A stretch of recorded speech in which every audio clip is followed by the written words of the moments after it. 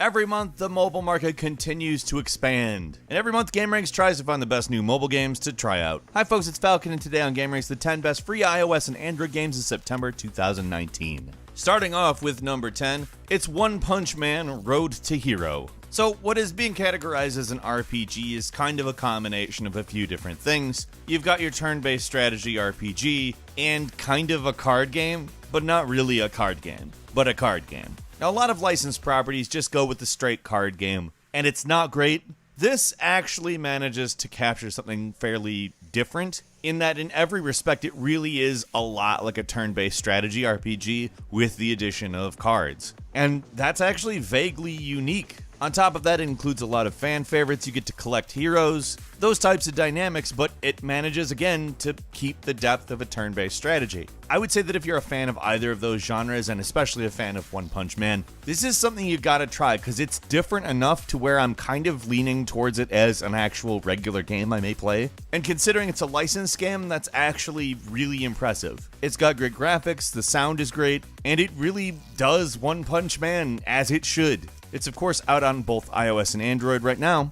Moving on to number 9, Detention is an adventure game with an incredibly stylistic approach that I'm gonna just go ahead and say, like, I absolutely adore. It's a horror game that uses atmosphere and visuals and incorporates Taoism and Buddhism influences in order to tell a story about 1960s Taiwan under martial law. Now here's the thing, it will remind you of Silent Hill in my opinion. Of course not in setting necessarily, but in a lot of weird aesthetic choices that it makes, keeping in mind that it is a point-and-click horror game. Now I haven't beaten it, so I can't tell you how it ends, but what I have played really puts this game in kind of a league of its own. Red Candle Games originally published this on Steam back in January of 2017. I didn't see it then. This is really my introduction to it, and I'm really impressed with it. Detention is a game that has so many different influences, goes off in so many different directions, but really manages to build itself a coherent identity, and honestly, it's amazing. What I've done so far is just unlike anything else I've played, with the caveat that it's point and click and therefore instantly familiar in that respect.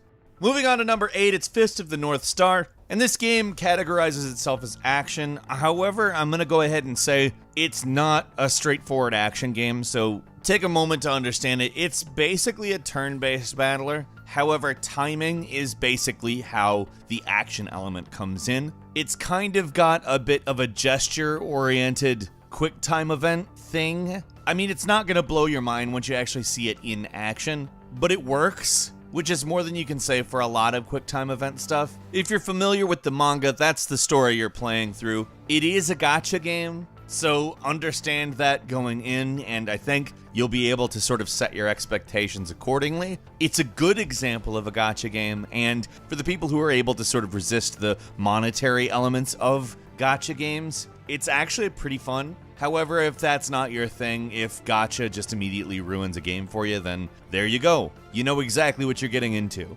Moving on to number 7, it's Second Galaxy, a strategy game that gives you really big 1,000-player galactic battles and manages to combine a few different types of experience into one thing that I think, as far as mobile, there's not really a lot else like this. Like I said, at its core, I would probably call it a strategy game, but it combines other elements like open world, a lot of elements from 4X style games. In some respects, you could even call it a simulation, but I would more or less say the bulk of what you're going to care about is the strategy elements of this game, and again, the 1,000-player battles. And I say that primarily because they're done really well and they work in a manner that keep your attention and never really feel confusing or strange. Like, you have your MMORPG elements. I mean, in some respects, you could say it's similar to EVE Online, but I would say it's a little bit more in the area of battle-oriented. And being it's that kind of a game, it really ultimately matters how it grows and what it turns into over time. I think there's a lot here to like, and Second Galaxy is out on iOS and Android. Definitely worth a go. Moving on to number 6, 99 Dead Pirates is a very different take on kind of just a simple battler. Now, it's got these pretty, very stylistic graphics that aren't terribly taxing. They're pretty detailed, but not overly detailed. And they keep your eyes on the action at all time. You basically progress and use the game's fairly unique combat system that I think will remind you of a sort of a Bloodborne, but obviously with very simple dynamics. It's a lot about dodging and timing, so that's the kind of stuff you really need to keep into account while you're playing this game. Depending on what you're looking for in a game, this may be great, in my opinion, as far as like something you can play in bursts and kind of go on forever with. That's exactly the kind of game I would call this. The gameplay is really satisfying, if a little bit grindy. I don't know that I would sit down and play it for an extended period of time, but like I said, in bursts, it's really good. Like, the combat is great for a mobile game, and there's plenty of fun to be had. 99 Dead Pirates is out on Android now. Moving on to number 5 is Penguin Isle, which I'm going to categorize as kind of a virtual pet game, but not really. Basically, what you're doing is creating environments for penguins to do stuff in, and quote-unquote collecting penguins. Now, I do think that you might get a little bit attached to them in a way where collect sounds weird, but it's more or less what you're doing. You're getting more penguins to live and give them stuff to do, and honestly, it's really pretty. It's got a really good art style, and it manages to stay interesting without breaking the sort of relaxing tone. Like, the music and sound effects and everything about it really are conducive to a kind of calming experience that I probably wouldn't characterize as, like, exciting. However, I would characterize as enjoyable. Like, there's not really any tension built at any point, and that's fine. This is the type of game that doesn't need that, because it gives you exactly what you would expect, with great visual framework and a lot of enjoyable moments that I think less cynical people would like. If you're a cynic, I would stay away from this one though. Penguin Isle is out on iOS and Android now.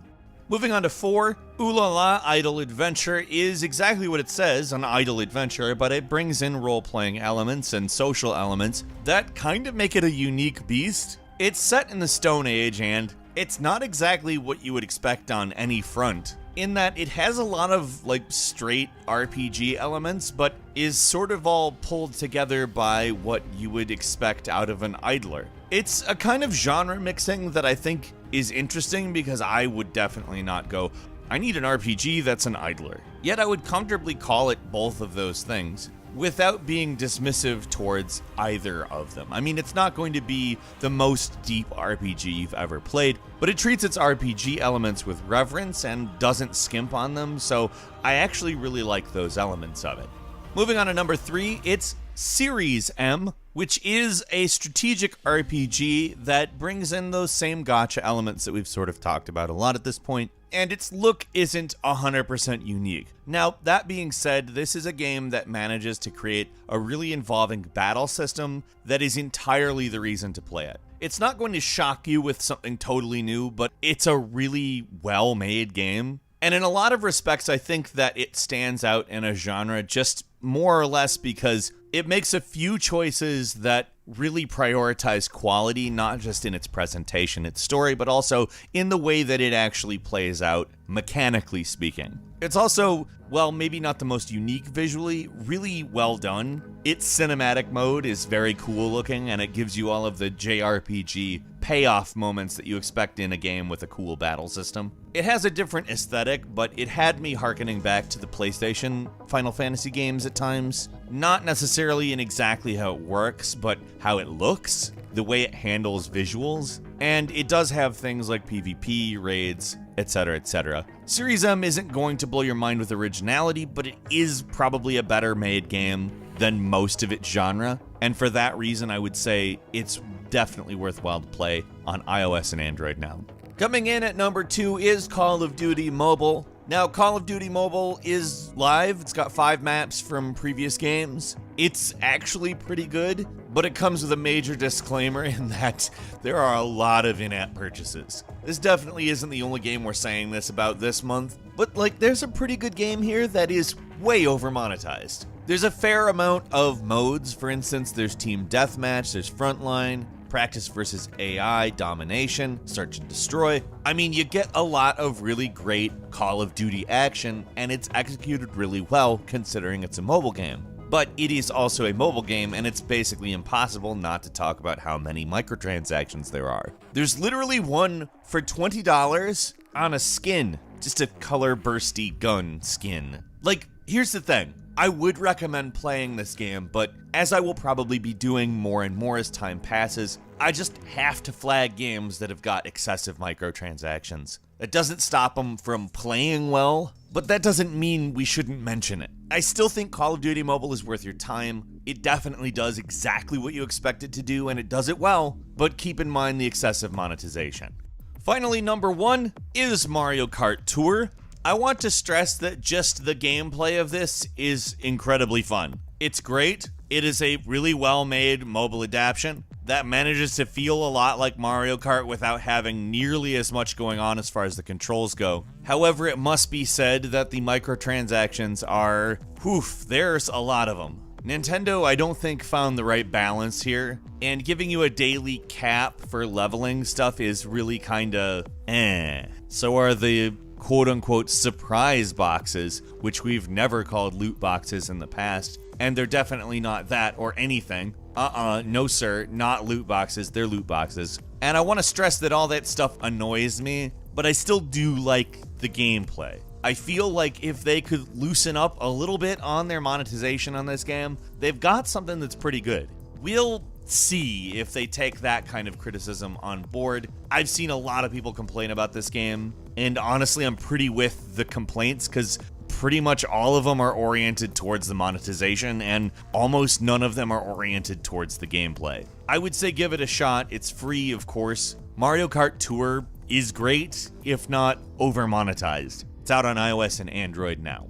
Quick bonus game for you. This is The Police 2, is a sequel to the story-driven noir experience, and sets itself more in a small town, cold climate story, which is really cool because the original was very big city oriented. I haven't gotten super far into it, but it retains all of the charm of the original, and I'm really enjoying it. It's out on iOS and Android now. Give it a shot. Which games did you play this month? Leave us a comment. Let us know what you think. If you like this video, please click like. If you're not subscribed, now's a great time to do so. We upload brand new videos every day of the week, and the best way to see them first is, of course, a subscription. So click subscribe, and don't forget to click the notification bell. As always, we thank you very much for watching this video. I'm Falcon. You can follow me on Twitter at Falcon the Hero, and we'll see you next time right here on Game Ranks.